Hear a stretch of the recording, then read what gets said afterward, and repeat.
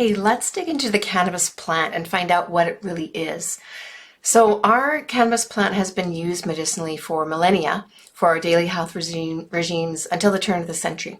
So in the 20th century brought criminalization, stigmatization, and just demonization of this plant. But prior to criminalization, cannabis was used medicinally to treat arthritis, migraines, women's pains.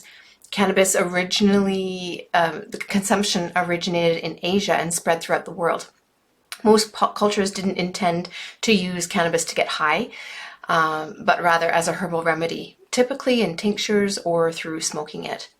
Over the years, our growers have started to focus on breeding for higher amounts of THC, given that we really wanted that recreational high. But as we're starting to study more about the medical benefits of this plant, we're seeing more diversity and more combination of strains that have higher amounts of CBD and other cannabinoids that serve more of a medical purpose than just getting high. There are two subspecies to the cannabis plant. So we have our sativa and our indica.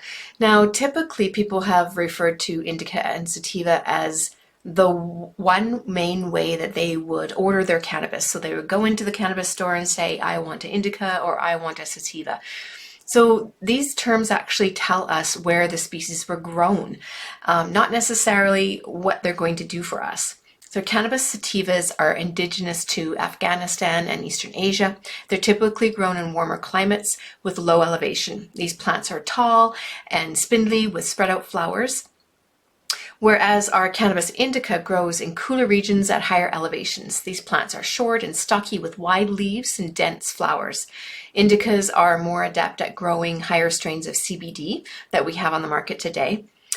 Indica plants grow best in my region, so I'm in the Pacific Northwest in Canada, and our winters are too long in order to grow the sativa plant. So these two plants that are here are from my garden, and they are indica plants because they grow outside in the garden. So some of the traits of the indica and sativa. Indica we tend to think of as more sedating, more calming type effects. Sativa tend to be more energizing or uplifting effects, but it might not be that for everybody. So this is just a very rough guideline. So that's where I'm going to stop here, and next time we can look at our main chemotypes.